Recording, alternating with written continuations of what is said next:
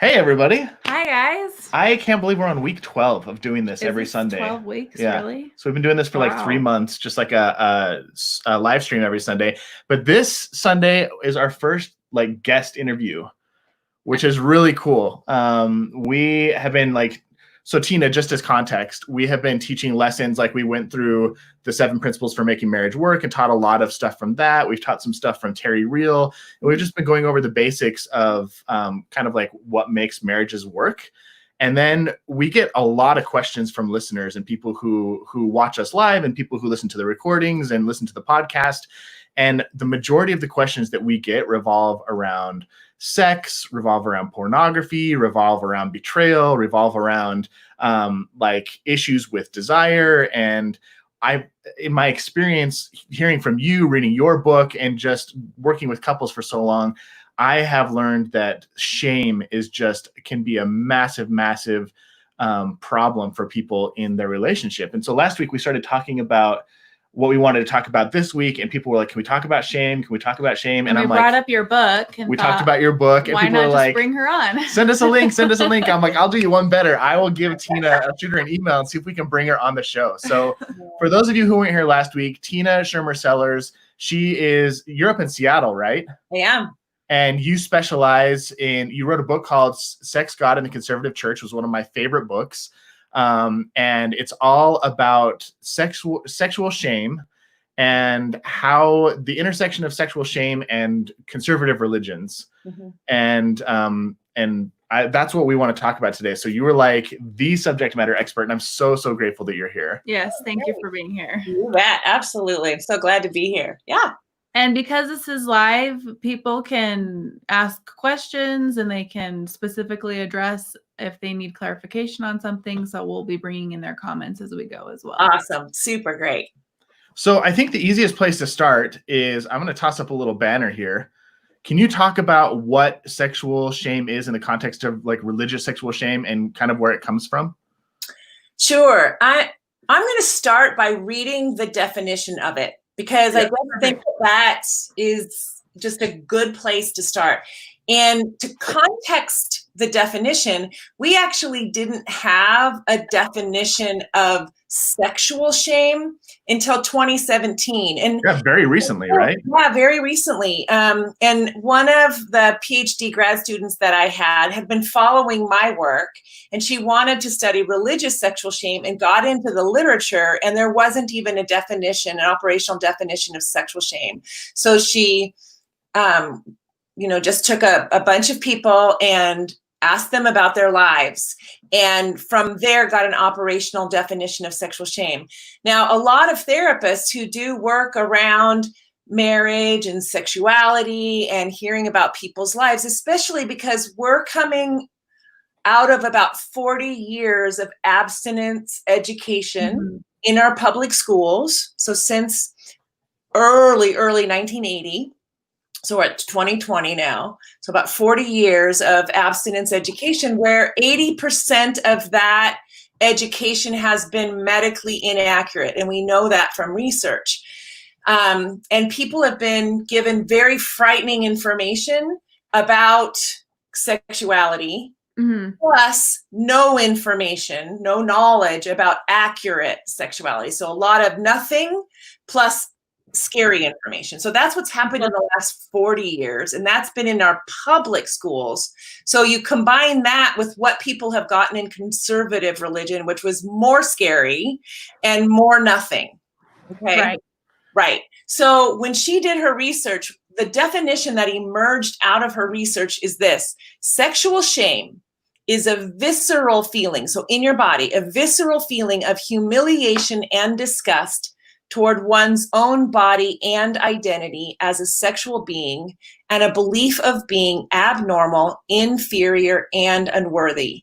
This feeling can be internalized, but also manifests in interpersonal relationships, having a negative impact on trust, communication, and physical and emotional intimacy. So to me, that says it hits us at all those places where we want to connect the most. Sexual shame develops across our lifespan in interactions with interpersonal relationships, one's culture and society, and a subsequent critical self-appraisal. So that's what starts that inner critic that then gets going the very next time we have a negative interaction with somebody, or we get, a media marketing thing that says we're not good enough, which we get 300 times a day. Yeah. Right? Reinforcing that inner critic. So it's like this kind of thing going on all the time. There is also a fear and uncertainty related to one's power or right to make decisions, including safety decisions related to sexual encounters, along with an internalized judgment towards one's own sexual desire. So we doubt our sexual desire. And also when we're out in the world, and we see this with women in particular, they'll feel confident in every area of their life until they get ready to go out. And then they'll put down 3, 4, and 5 shots just because they're not sure they have the right to keep themselves safe, or to ask for keeping themselves safe, or that they don't want to do something. So at least if they're saying, well, I had too much to drink, then they've got, some kind of excuse. And we see this in rape culture, right? So much. So there were, I think, of the people that Noelle Clark, who did this work, that she interviewed, which was like 15, maybe 3 had a religious background.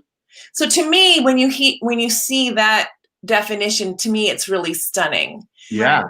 Right? There's a lot to unpack there. So much to unpack. So when you add another layer on top of that, which is, I also then believe I'm not worthy of God's love or the Father's love as well, that might also not make me worthy. So I don't know that God could love me, and I don't know that somebody else could love me enough either, that I might not be worthy of someone else's love. And I have a hard time looking myself in the mirror and believe that I'm lovable either. Yeah. I feel like damaged goods.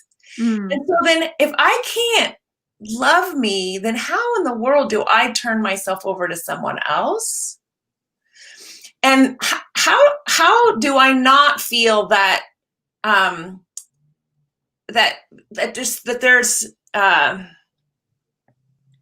that I haven't done something wrong, right? Yeah. Like, there's just in my mind, there's a whole list of things that I've done wrong, because there's actions I'm sure I've done wrong. Right. There's thoughts I'm sure I've had. Right. There's desires, sure I've had, right? And so to me, there's a list, that just makes me unworthy of love, of belonging, of connection and pleasure. And that's what I'm called to do in intimacy. 100%. Okay, so sexual shame tends to permeate these cultures where, like, I know, let me just give you some context for the LDS church. Like, I know in your book you talk about like the purity ceremonies and stuff like that. We don't have necessarily those, but there is a rite of passage that when you turn like 12 years old, you get what's called a temple recommend. And you sit down with your local, like your kind of like your pastor, he's called your bishop, and you have a worthiness interview. And you have a conversation about your spiritual purity, your moral purity, and it's like this rite of passage to have a temple recommend and be worthy of that. And then I can only speak from my own personal experience, but then throughout my life, I had this paranoia that was I doing something that would make me unworthy? And your temple recommend gives you permission to enter like the most sacred building, which is the temple in our culture. You can, in the background of this video, you can see one of them. It's the most famous one in Salt Lake, but you have to meet that standard of worthiness to go in. And so there's this constant paranoia of, am I worthy? Am I worthy? I remember as a 12-year-old, like looking at a Sears catalog and looking at the lingerie section, and then feeling so dirty and feeling I needed to go confess to my bishop.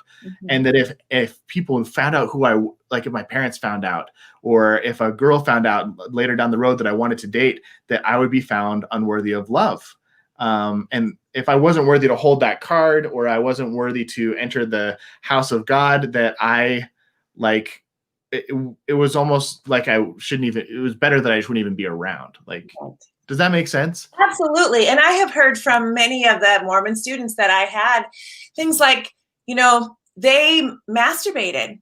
And and they were not supposed to masturbate. Yeah. And yet how many parents know to tell their boys that somewhere between the ages of 13 and 15, they're going to have 20 times the amount of testosterone dumped in their body.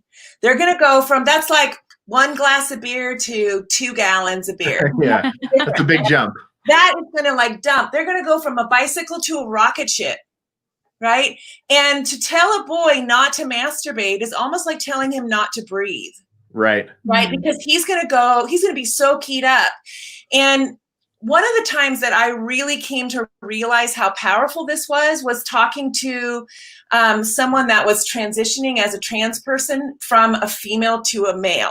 Uh-huh. And when they went on testosterone, they explained to me what that was like in the first 6 months. What an interesting experience. Yeah. Yeah. And they were like this, and just like really like anxious and keyed up and had so much extra aggression inside of them. And they said to me, Tina, honestly, I could have grabbed a desk and humped a desk.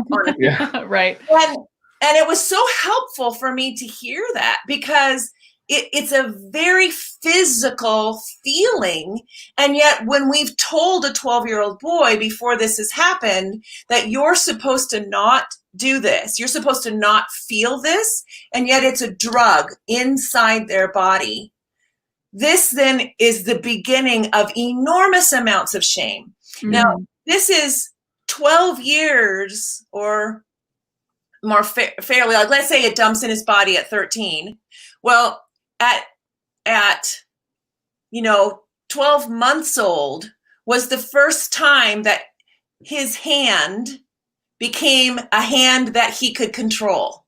Yeah. Prior to that, he couldn't control it.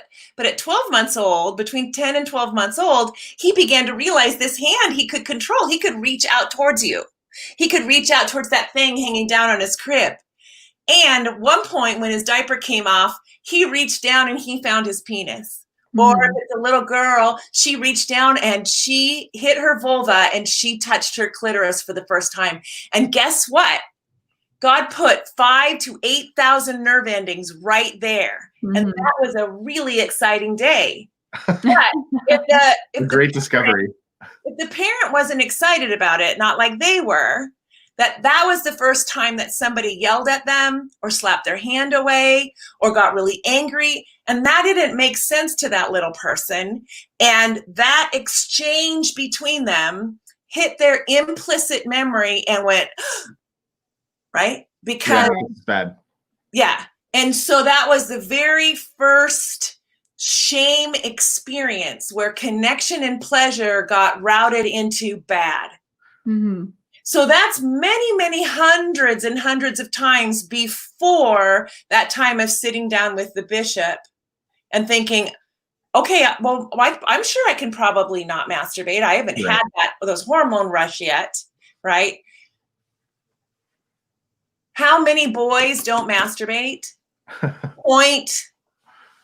Mm-hmm. Not many don't explore their body. Unfair. No, it's unfair to ask them, boys or girls. It's really unfair to ask them not to explore their body and understand all these new feelings that they're having. So, go ahead. I was just gonna say, and one thing that I just remember from my upbringing in the church is it wasn't even the act of experiencing pleasure. It was just even having the desire to want to experience pleasure, or going out on a date with a boy and wanting to kiss a boy and then feeling like I had done something dirty and wrong by kissing a boy.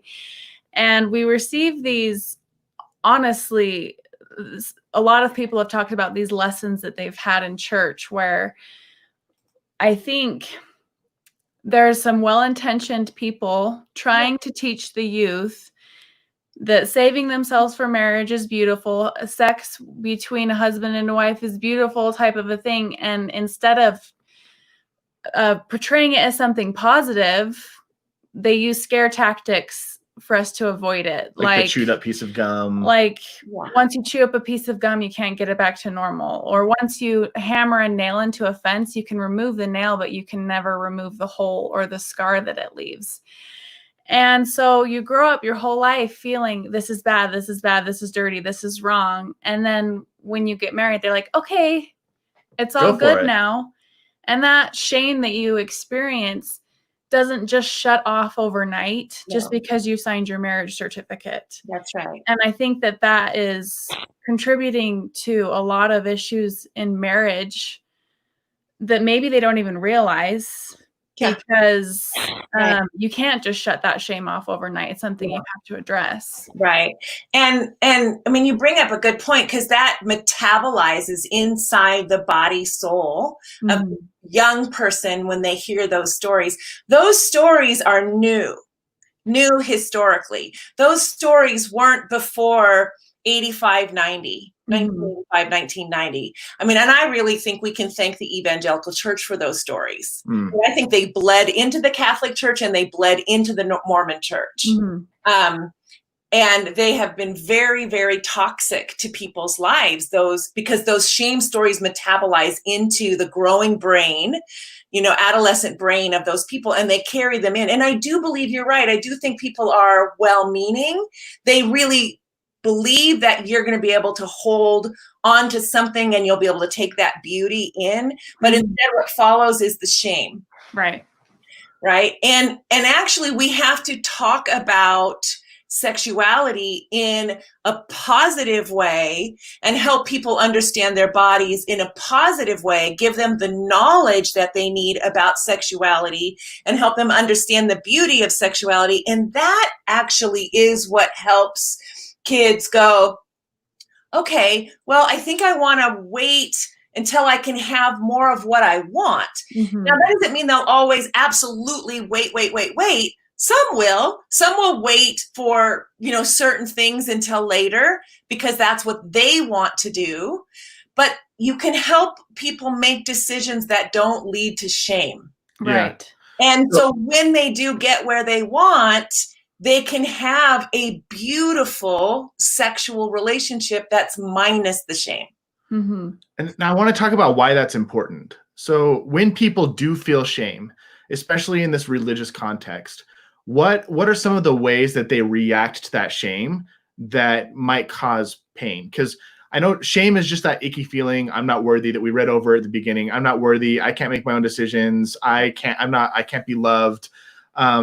But when people start feeling that, when people, maybe their values conflict with their behavior or their feelings or their desires, and they get caught in this, oh my gosh, I'm unworthy, I'm unlovable. What does the reaction look like? What are the ways that they show up in the world that is so damaging? Well, fundamentally, they believe they're unworthy of love and belonging. And so when that person that they're married to or they're connected with shows them love. So at the beginning of the relationship, it's wonderful. Yeah. So imagine this person has a hole inside of them. And so at the beginning of the relationship, the person that's loving them is filling that hole. And so it feels so good, right? And so you're both maybe doing that for each other.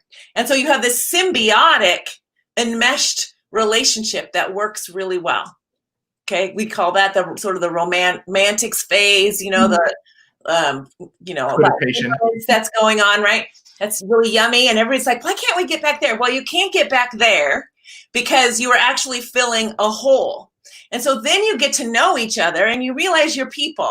You're radically valuable and you're radically imperfect. You're people. You're humans, right? And then you begin to, there's distance between you because you realize, oh, you can't fill this hole. I'm stuck with my hole. You have your hole.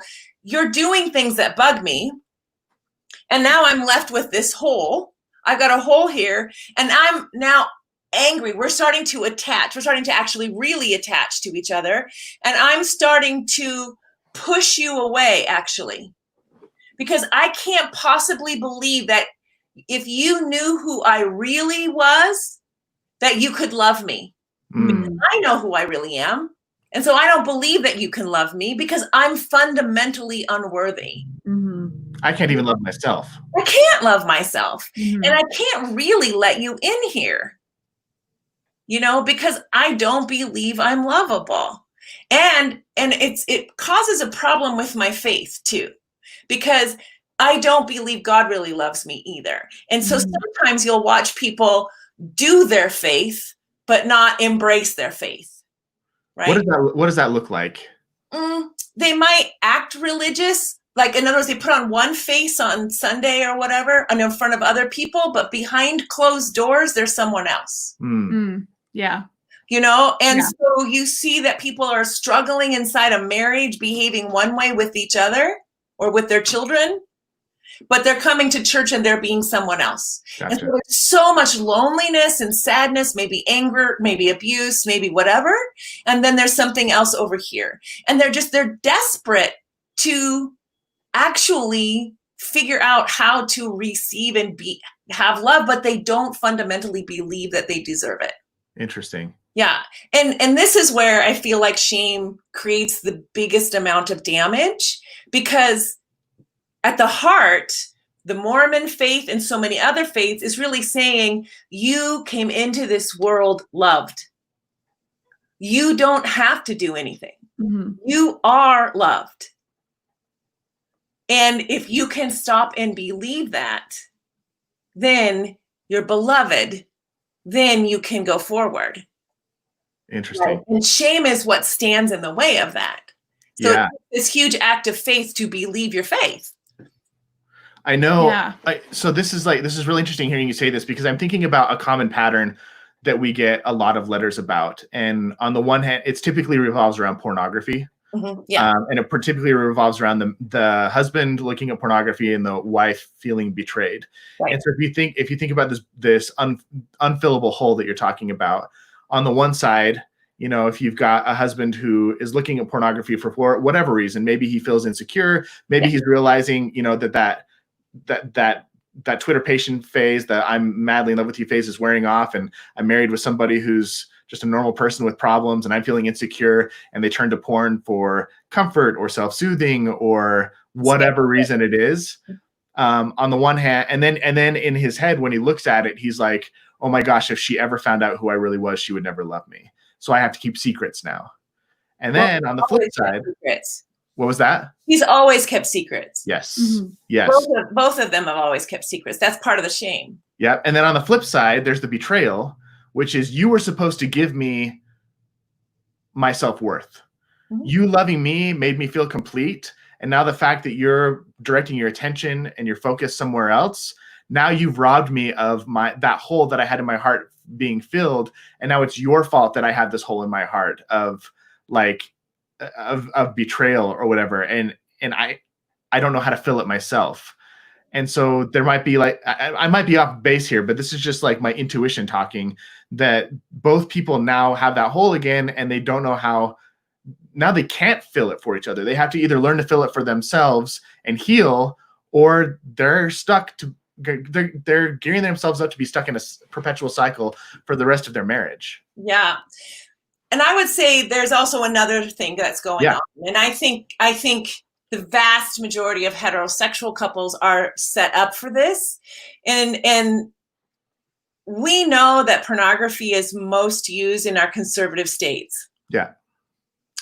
And shame drives it. Yes. Right? Absolutely. And that we know that heterosexual couples respond to the use of pornography different than gay couples. Yep. When it's found out. If it's found out, gay couples are like, you look at that. Are you kidding? That's nothing like me. Right. You know, I don't look like that. And they're like, that's so weird. Okay, whatever. They're not bothered by it. Okay. Not so with heterosexual couples. Right. So part of the issue is he's been keeping secrets his whole life. That feeds his shame. I'm not good enough. I'm not good enough. See, look what I do. But it's part of the distraction, and it's part of the shame cycle that he's in. Part of what's happening for her is I've never been good enough. Yeah. I've never been good enough. I've never been pretty enough. I've never been okay. And I don't know why, if he ever really knew who I was, he was going to leave anyway, or he was going to go somewhere anyway. And now I really know that I'm not. Because I'm not that. Whatever it is he's looking at, which I have no idea, because I would never ask because I'm just going to be angry. I know I'm not that. I'm not. though. And I don't know male sexuality. I don't know why men do that, because to me, that's just yuck. Right. Mhm. And I think men are animals anyway, because that's what I was taught growing up. And I was also taught that I should have been able to stop them, and I haven't stopped him. So now I'm really a failure. That's all what I was taught. And I was taught pleasure was bad, but I was supposed to be somehow a sex kitten when I got married, and I didn't know how to do that either. Right. Right. So we were set up for this bad thing. Oh man. We were set up for it, and do you know how many heterosexual and especially religious heterosexual couples are set up for this? It's just a matter of time before they are in that dance, and it's like, I just want to wrap my arms around them and be like, sweethearts, our culture did this to you. Mm-hmm. Let me help you get out of it. Like, she doesn't understand his sexuality. He doesn't understand why she's reacting so much. Well, she was set up to react to him that way. Dang. Yeah. That's heavy. That is. It reminds me of what is his name? He wrote the book His Porn, Her Pain. David Lay. No, David Lay wrote Myth of Sex Addiction. Oh, Didn't he gosh. also write his porn? No. I'll Google it. No. Marty Klein. Marty Klein. Marty Klein. Oh, So- yeah, right. You're right, Marty. Yeah. So Marty Klein, I remember reading his book a while back, and in the introduction to his book, he talks about how he's been a therapist for like 30 or 40 years, and he specialized in this type of stuff, like helping couples deal with sex and pornography. And he said, in my 30 to 40 years of a therapist, I have never had a gay man bring his partner in for pornography addiction. I've never had a lesbian woman drag her partner in for porn addiction. I've never had a husband bring his wife in for a pornography addiction. And he says, to me, the fact that it's always a heterosexual couple and it's always a wife bringing her husband in to say he has a problem, he says to me that I know there's a lot of different beliefs from people who are going to be watching this, but his observation, which I found to be really just thought-provoking, was this is more of a cultural problem than it is a disease. Mm-hmm. Yeah. And that to me, like, flipped a switch. I was like, oh my gosh, that is really interesting how you don't see anybody else really dragging their partner in. And maybe this is, and by no means am I blaming women. Like, I don't want it to come across as that way, but this is a cultural issue where the way that we teach our children growing up about sexuality and pornography and desire and intercourse and adult relationships, it's basically the perfect cocktail for a shame disaster. Yeah. Well, we know that there's pornography, in multiple cultures. And pornography is not an issue in our Northern European cultures. It's just not hardly watched. Yeah. But they have comprehensive sex education from 5 through 18. Yeah. It's not, and the people don't really watch it much because they have access and conversations in their relationship. There was one study where they polled or did research with people who were not married but in relationships. 95% of them described themselves in loving relationships. Wow. That's you would not find that in America. Of the people not married but in sexual relationships, how many of those do you think would describe themselves in loving, committed relationships? Not many. No, but see, when you grow up understanding what sexuality and what relationships can be, and that love and caring and trustworthiness and safety ought to be a part of it, and that you have choice in the matter, you choose that for yourself. right. That's Right. awesome. So what do we do?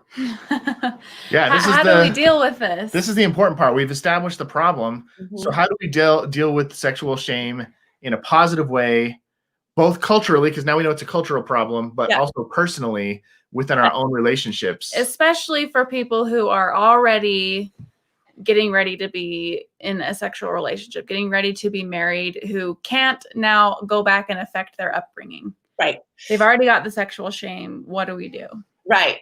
This is really what I focused a good chunk of my book on, so I spent time saying, how did the conservative church, Western churches, become sex negative? How did it happen? And was it meant to be that way? Mm-hmm. And what I determined in the historical look was, no, it wasn't meant to be that way. It was actually predicated on a lot of positive stuff that just didn't get brought forward. And I showed that and brought it forward.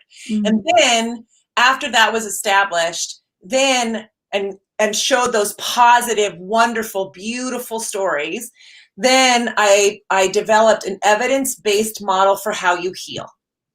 Mm-hmm. So there are things you can do to heal. And people have to, and it doesn't happen overnight, because this didn't develop in you overnight. That's a process. Right. It's a process, and you do it over and over again. And so part of it is you get the sex education that you didn't get. Mm-hmm. And that feels like you're doing something wrong, because you're starting to learn the things you didn't get. Right. And so you do a whole mess of reading. And so you do it alone if you're single, or if you have a partner, you do the reading together. You get the books and you start reading and you talk. And I often say to people, you read out loud so that you're saying the words. Right. Yeah. Because none of those words have probably come out of your mouth before, Right. And so you read a lot together, and you discover, you do the anatomy, the physiology, all the stuff about the bodies and relationships, and you start unlearning the mythology, learning the truth, and all of that. And then the next thing is, so I call it healing the mess model for erasing sexual shame. And it's frame, name, claim, and aim. So frame is get yourself a scaffolding of learning. Name is tell your story. So you tell your story to your partner, your whole story of what it was like, to all the things that actually happened to you, the things that you felt bad about, all of it. So you find out you're not alone, because you're not alone. And that's what I learned, because I taught a sexuality course for 28 years and read stories of people's lives. And I'm like, oh, my Lord, have mercy, Uh-huh. So, and if you can, get into a small group of people and tell your story with them, because shame can't live if it's in the company of compassion and empathy, Mhm. right? And so you want to do that.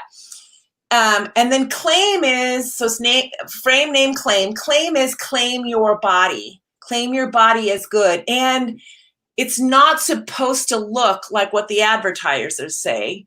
And every single inch, all of your body is good. It's all good. I mean, God made it this way on purpose. It wouldn't be what it is if it wasn't supposed to be what it is. And whatever shape it is mostly determined by your heredity. I mean, think about it. Think about the globe and how people are, whether you're in Samoa, right, or you're in some part of Africa, where people are shaped the way they are in large part for their heredity. And we have been given so much baloney here in the United States that it's really hard for us to embrace our body. And I'm often saying to people, don't wait until you're on your deathbed to appreciate the body that you've been given. Learn to love it now. And I'm always saying, find the Instagram people whose bodies look like yours, and then follow them, and just learn to love your body like they have been learning to love theirs. Or just get off Instagram. Let's be honest. Together, right? Really, because what comes at us otherwise is not very helpful. Yeah. So just learning to claim your body. And if there's parts of your body, especially women, that you've never seen, get out the mirror and start seeing those parts of your body and learn to love it and explore it. If you're getting married and you're expecting that you're going to go from 0 to 60 on your wedding night, you're going to need to figure out how to go 0 to 60 by yourself. Right. Then. Because your partner doesn't get like a magical download of how to get you there. No. And it will be, for many people, it's traumatic. And I need people. Oh, we have heard so many stories. Traumatic. And so I often say to people, learn your body, learn your arousal cycle, learn what feels good, and then plan when you get married to do things slowly, like you're unwrapping a present. Go slow. Build the heat. Make it so that you're like ripping each other's clothes off. Like, okay, yes, take my sock off. Okay. I mean, Yeah. because you never got a chance to do that. Right. You know, if you got a lifetime together, do not go fast. Right. And it's tempting because once again, cultural message. That's what you do on your wedding night. Yep. But this is something that we did when we got married. Do you remember this? Before we got married, I told Angilyn that intercourse was not a mandatory thing for our honeymoon. I was like, look, you know, we haven't been down this road together before. And there's a lot to explore and a lot to discover. And I don't want you to feel pressure to perform in a certain way or have to experience something that you're not ready for. Yes. Like, let's go slow and see how it goes. And I did that for two reasons. One, because for what you're talking about, but two, like, if you go into, and I think a lot of people who have never had sex before go into their honeymoon and they have a huge amount of anxiety. Yes. Are things going to go well? And am I going to look the right way? Am I going to sound the right way? Am I going to perform the right way? Is my body going to react the right way? And that stress and anxiety is the ultimate anti-aphrodisiac. It will just kill your desire. Absolutely. Once again, make for a traumatic experience. So just for all of the other young LDS couples out there, like, we had that conversation before we went on our honeymoon, and we didn't take it off the table. We just didn't make it like hey, when we go on our honeymoon, this is what happening. we're expected to do. Yeah. I'm often saying to people, good sex. And heterosexual couples have the worst sex in the world. I need everybody to hear that. We know this from research. Masters and Johnson's last piece of research. Heterosexual couples were having, and still are, because I can tell you in my office, the worst sex in the world. Why? Because it's been prescribed for them for thousands of years. Okay? What do you mean by that?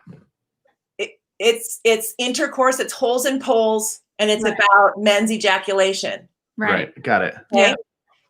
Gay, lesbian, trans, no one's telling them what to do. So they are the ones that are building anticipation and doing something different all the time. They are the ones that are making about connection and pleasure for both people. So I am constantly saying to heterosexual couples, make it about connection and pleasure for both people each time, so that it's varied, it's fun. You get to decide. Maybe you don't even know what's going to happen. You're going to keep checking in with each other, and it might go all kinds of places, you know? So if you're thinking of your honeymoon that way, then you're letting desire, true desire, like, oh, I feel like this, and I feel like this. I don't feel like that right yet. And then you're actually staying on the path of desire, of want, of fun, kind of like physical dating that you didn't really do because the church didn't let you. That makes sense? Yeah. So you're kind of like staying in the steamy zone because you didn't get to go down that road. That road will actually build your sexual relationship in the way it needs to build. That steamy zone. Yeah. You want that steamy zone. You do not want, look at me, I'm like a mother. You do not want the obligation zone. Right. Oh no, that's the worst. That will kill your sex life. And women are particularly prone to go into the obligation zone. Why? Because they've been told that they're supposed to give him what he wants. Keep your partner happy. And then you get women who it's painful because they've never learned how to not have it be painful, and then they're just miserable and they hate it, and then eventually they just say, I'm done. Never again. This is a no-go zone. Right. Yeah. And you know, it's also awful for him too. So absolutely what you're saying. There was a piece of research that Peggy Ornstein either did or discovered where she's discovered it. They were asking men and women about how they described satisfaction in sex. And men were like, pleasure, frequency, it feels good, all this stuff. Women said, these are the two things, top things. My partner is satisfied and I'm not in pain. Oh, man. This was research. Sad. We can do better than that. Yes, we can do better than that. and that's again, the last 40 years have made our sexuality worse than it was in the 60s and 70s. And I know that because I'm old enough to remember this. So we have gone backwards. Yeah. This is not good. So women really have to be like, I deserve juicy, good connection and pleasure with my partner, but we're going to have to work on this. And I'm going to need to stand up for myself and help him learn me. And I'm going to have to learn me and my body, because this is worth it for us. And it's worth it for him too. I have sat with so many men who've been like, when we have obligatory sex, I'll do it. This is him talking. I'll do it, but I don't really like it as well because she's not really there. Yeah. And it kind of hurts my heart. I would just much rather feel like she's really with me. But if I wait for that, we'll never have sex. Yeah. I cannot tell you how many times I've heard that. And I'm like, okay, we're going to stop having obligatory sex right now. And I'm going to teach you how to have connection and pleasure, not holes and poles, connection and pleasure from here on out. I love it. Okay, so we went through frame, name, and claim. So when you frame, name, and claim over and over and over again, you will aim for a new sexual legacy so that you never have to do this old shame thing again.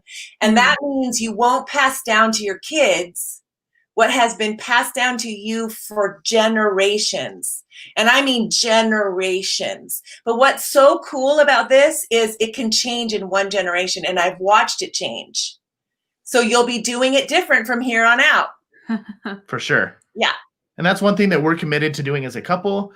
And that's one of the reasons why we wanted to have you here, is because like we have, you know, a handful of people watching live right now. Hi, everybody. But we also have thousands and thousands of people who watch our recordings and listen to them on our show. And they deal with these things and they know that these problems exist, but they have never been given a framework of what they should do about it. You know, I know there's probably a huge section of women in our wonderful culture who have never been told it's okay to have experience pleasure and to demand it and to say, hey, if we're going to have a great sex life, I want to experience pleasure. And this is what it looks like.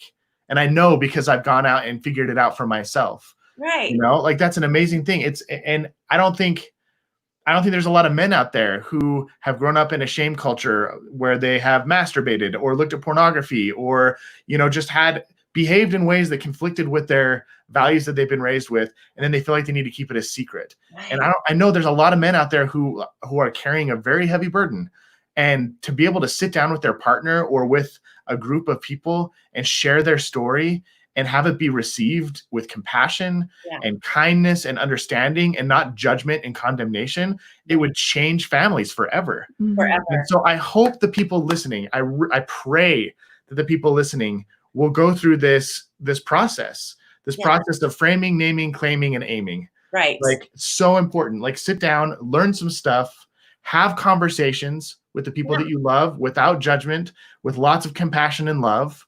And then like start claiming a new sexuality and to create a new story for yourself going down the road that doesn't involve this nasty unworthiness, unlovable, I'm a bad person shame narrative that is just going to cause so much of a negative cycle that will just literally, I've seen so many marriages torn apart by this. Yeah.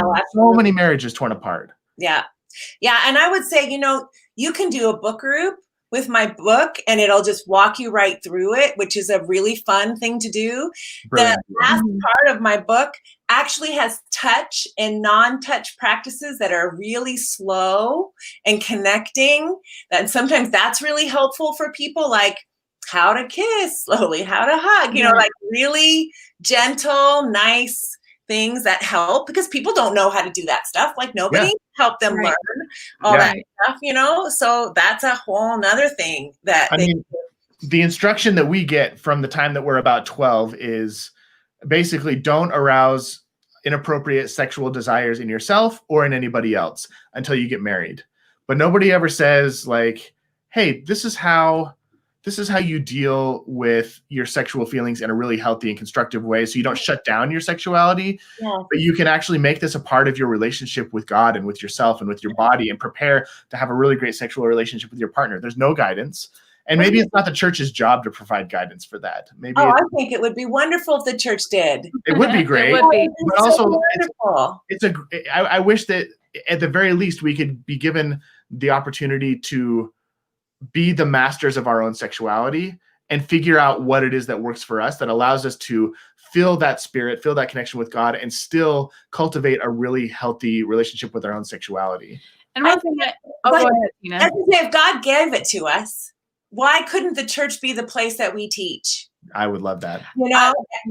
So that's exactly what I was going to say, Tina. I feel like in my own journey of healing from the sexual shame that I had growing up, I feel like when you delve really deep into what we believe about God and what we believe about us as God's children, that we're created in his image. That's right. And our bodies are created in his image. And that's our entire bodies, including our sexual desires. Exactly. They're God-given.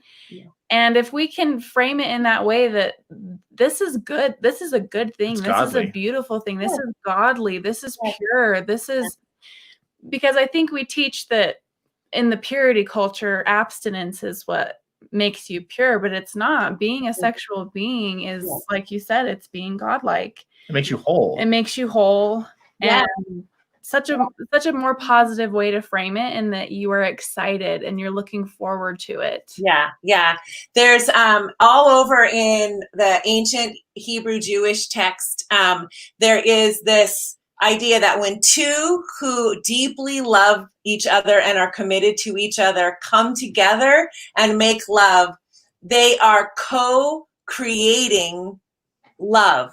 Mm-hmm. Their actual touch together co-creates more love in the world. And love is another way that you speak of God.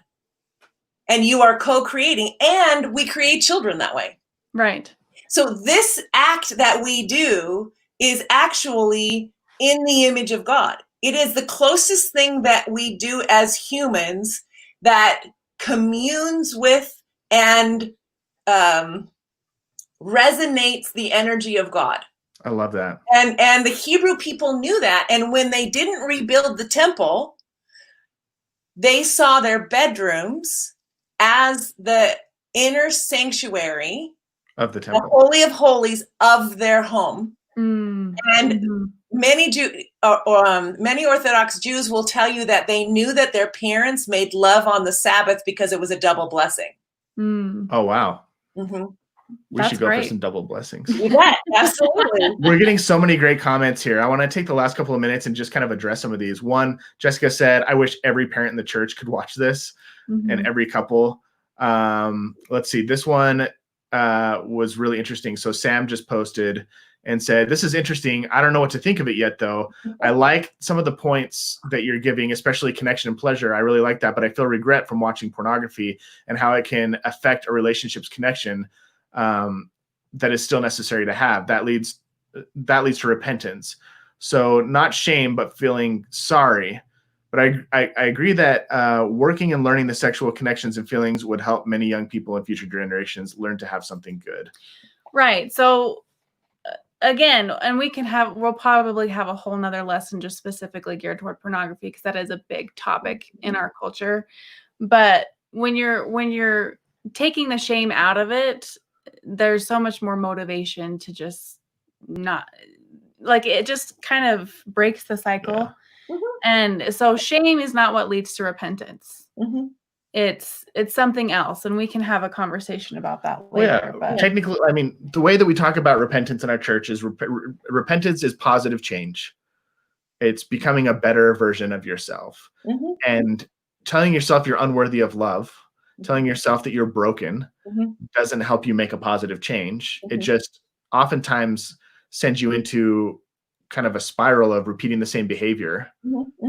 At least that's what I've noticed. What would you say to somebody who with that kind of type of a comment, who says they're still trying to kind of piece this together, but they feel still a lot of emotion around their past choices that might have hurt their relationship?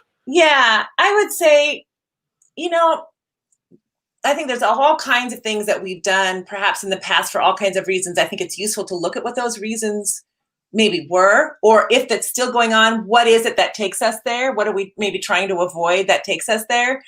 But then what turns us towards intimacy? Like what turns us towards connecting with somebody else, or what's turning us to sort of avoid, because usually when we're going towards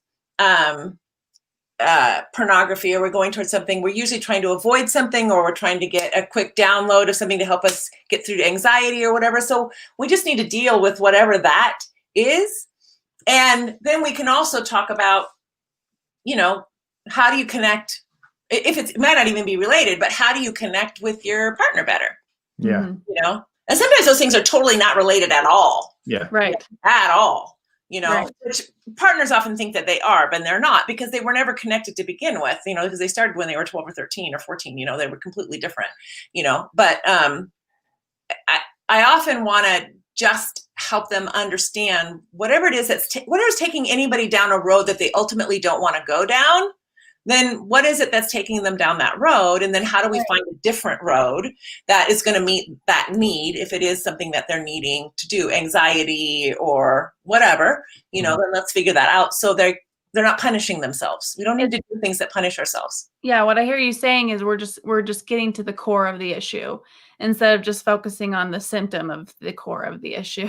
Right. Like if we're just saying, oh my gosh, I have a cough, I can't cough anymore, coughing is bad. Yeah. And every time you cough, you feel like a horrible person. Right. When what it really is maybe you have a lung infection that just needs some antibiotics. And once you take the antibiotics and the cough goes away, it's the same kind of a concept. Sure.